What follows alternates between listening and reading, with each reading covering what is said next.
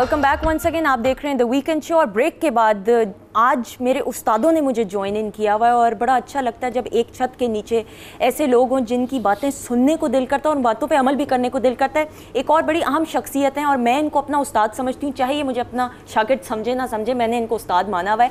हर fun मौला हैं और इनकी बातों के सहर के अंदर बंदा गिरफ्तार हो जाता है। इनकी हाथों में भी मसीह आई है और इनकी ज़बान में भी मसीह आई है। We have with us doctor Umar Adil. बड़ी मेहरबानी बेटा, अल्लाह ताला तुम्हें उस्ताद करे लोगों का।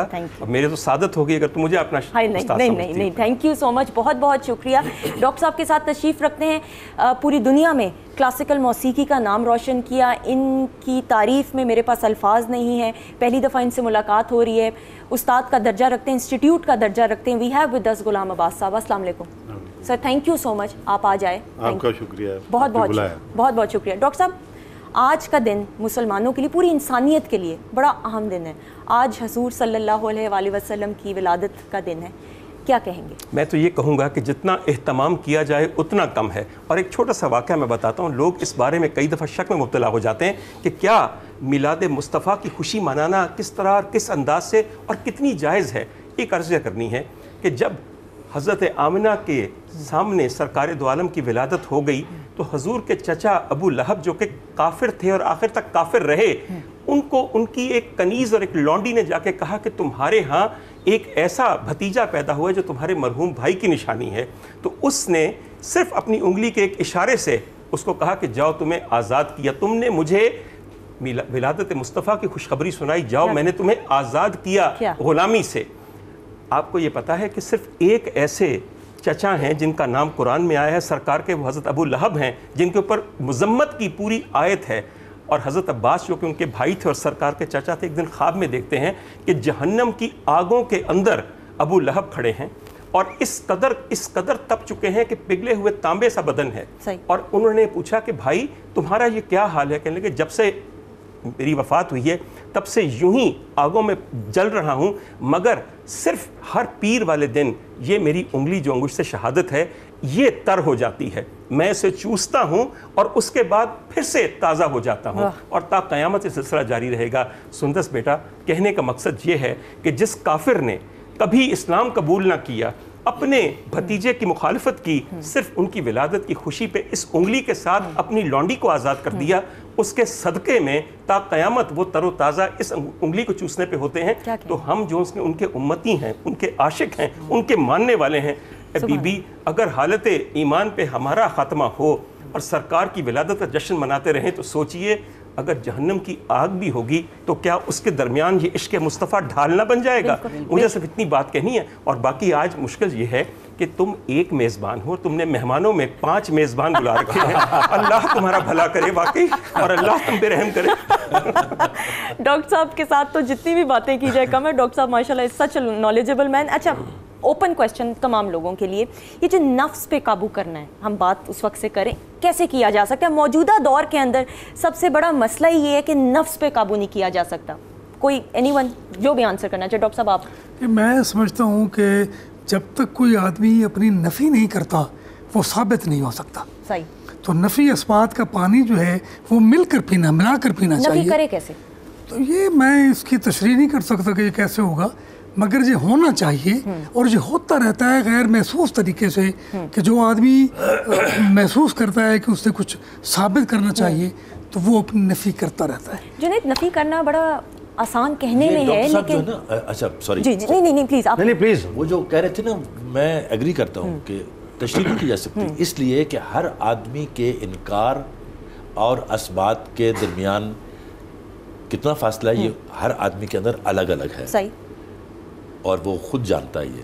सही। लेकिन जिसकी किस्मत में हो, सबसे अहम बात ये कि उसकी किस्मत में इनकार है कि नहीं। अच्छा, ये इनकार की बात अयूब ने बहुत खूबसूरत की कि हमारा कलमा भी इनकार से शुरू होता है, नफ़े से आगाज़ करते हैं हम, तो फिर उसके बाद साबित होते हैं। मेरे ख्याल में जुरत इनकार, इकरार के साथ जुरत का लफ्ज़ नहीं होता, इनकार के साथ जुरत का लफ्ज़ होता है, जुरत इनकार। उसके बाद फिर जुरत इकरार भी कर सकता है आदमी।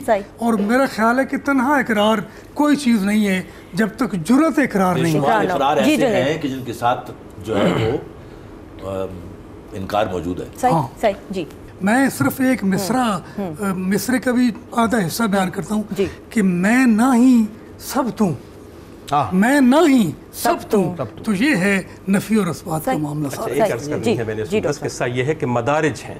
ہم لوگ میرے آنے سے پہلے غالباً یہاں پہ تصوف کی بات ہو رہی تھی. تھوڑی سی بات ضرور سمجھیے گا. تصوف اور نبوت اور نبی کے ہاں، سرکار دو عالم کے ہاں تصوف کا کانسیپٹ غور ضرور کیجئے کہ یہ تصوف ہے کیا. یہ فقر اختیاری ہے. فقر اختیار کرنا جبکہ آپ کو مختاری ہو، قدرت ہو. سرکار دو عالم کے ہاں دو جہاں کے خزانوں کی کنجیاں ان کے قدموں میں پڑی ہوئی تھیں. ان کا فقر اختیاری تھا. مگر آپ نے جنید بات کی اعتدال کی. اعتدال ایسا تھا کہ اپنی جان اور اہل خانہ کی جان پہ بلا وجہ کوئی ظلم نہیں کیا، ایک شدت نہیں اختیار کی. بات یہ ہے بی بی کہ جب تک آپ حقوق ادا نہیں کرتے، جب تک آپ کے لواحقین نہیں ہوتے اور ان کے حقوق ادا نہیں ہوتے، یہ تصوف کی ایک ایسی شکل ہے جس میں میانہ روی نہیں ہے، جس میں نبوت اور سیرت کی جھلک نہیں ہے. میرا کہنا بہت آسان ہے، رہبانیت اور تصوف کو الگ رکھیے. دنیا کو الگ کر کے، بیوی کے ساتھ نکاح نہ کر کے، بچے پیدا نہ کر کے، والدین کو چھوڑ کے اگر تصوف کی راہ اپنائی ہے تو میں تو اسے گمراہ کہوں گا. لا رہبانیت فی الدین. ڈاکٹر صاحب، لا رہبانیت فی الدین. میں آپ سے آپ کی بات معذرت کے ساتھ کٹتی ہے. یہ بات بہت اہم ہے. ہمارے یہاں پرابلم ہے. اگر آپ کہیں گے تو میں آپ سے عرض کروں کہ یہ بالکل ڈاکٹر صاحب نے جو بات فرمائی نا، ہمارے یہاں ہو کیا گیا ہے کہ آج آپ صوفیہ کی بات کرتے ہیں تو لوگ کیا کہتے ہیں کہ صاحب چھوڑو، وہ صوفیزم جو ہے وہ لوگوں سے کاٹ دیا کرتا ہے، وہ دنیا سے ایک طرف کر دیا کرتا ہے. ارے صوفی تو دنیا بسانے آتے ہیں. جس جگہ صوفی اپنا پڑاؤ ڈال دے، اور بھائی ہاں بستی بن جایا کرتی، آبادیاں بڑھ جایا کرتی. کس کی بستی بنتی ہے؟ اہل ایمان کی. اہل ایمان کی بات جو آپ نے جنید کہی. میں ایک چھوٹی سی بات کروں. ابھی کچھ دن پہلے سر البیرونی کی ایک کتاب ہے بے انتہا مشہور، کتاب الہند، جس میں انہوں نے بہت زیادہ تذکرہ کیا ہے اس خطے کا. اور اس میں جو ذکر ہے، ایک جملہ بے انتہا حسین ہے. انہوں نے کہا کہ سلطان محمود غزنوی کی تلوار کی کاٹ نے کیا کسی کو مسلمان کیا ہوگا جو حضرت داتا گنج بخش حجویری نے ایک حجرے میں بیٹھ کے اپنی نظر سے کیا ہے. اور اسی کتاب میں آگے جا کے ذکر ہے کہ حضرت خواجہ معین الدین چشتی اجمیری نے 90 لاکھ مسلمان ہند میں کیے. میں یہ سمجھتا ہوں کہ آج سر یہ بالکل معاف کیجئے، میں چونکہ اس میں شامل نہیں تھا، آپ سمجھیں کہ میں نے اپنا حصہ ڈال دیا. عرض یہ کرنی ہے کہ پھر صوفیہ بھی کیسے، صوفیہ نے جس قسم کی نرمی کا راستہ اختیار کیا ہے. میں ایک عرض کروں آپ کو، صوفیہ کے پاس ایک ہتھیار ہوتا ہے، انسانیت. اور انسانیت کے اندر پیار، محبت، نرمی، گداز، لاڈ، شفقت، دلداری، دلگیری سب شامل. میں نے 2 مسئلے آپ کی آمد سے قبل عرض کیے تھے خاور بھائی کو کہ کوئی بھی مسلک اختیار کرے، آدمی آدمی سے پیار کرے. یہ جو صوفیہ نے اصل میں کیا یہ ہے کہ دیکھیں میں آپ کو بتاؤں، آج صوفیہ کی خانقاہیں، چاہے آپ رسول کریم صلی اللہ علیہ وآلہ وسلم کے ظاہری پردہ فرمانے کے بعد سے لے کر تابعین تبع تابعین کا دور اٹھا لیں، پھر خواجہ حسن بصری سے لے کر رحمۃ اللہ علیہ آج تک جتنے بھی صوفیہ، ہمیں نہیں معلوم کون. ایک اور اہم بات کرنے جا رہا ہوں میں، ہمیں یہ بھی نہیں معلوم ہوتا کہ کس محلے، کس گلی کے اندر کون کس روپ کے اندر بیٹھا ہے اور کس جگہ اللہ نے کس کو منتخب کرنے کے لیے کیا ذمہ داری دی ہے. لیکن کمال بات کیا ہے کہ ان کے حجروں میں ایک ہی وقت میں آپ کو کوئی دیوبندی نظر نہیں آئے گا، آپ کو کوئی بریلوی نظر نہیں آئے گا، آپ کو کوئی اہل حدیث نظر نہیں آئے گا، آپ کو کوئی اہل تشیع نظر نہیں آئے گا. آپ کو وہاں پر اسی رنگ میں رنگے ہوئے وہ لوگ نظر آئیں گے جو صرف انسانیت کا پرچار کرنے والے ہیں. وہ سر تسلیم خم کرتے ہیں رسول کریم صلی اللہ علیہ وآلہ وسلم کی محبت میں، عشق کے جام پیتے ہیں اور محبت کے جام لوگوں کو پلایا کرتے ہیں. دوسری تیسری ان کے پاس بات نہیں. ایک بریک لے لیتے ہیں ڈاکٹر صاحب، بریک لیں گے، پھر بریک کے بعد مزید بہت ساری باتیں ہوں گی اسی حوالے سے. Stay tuned.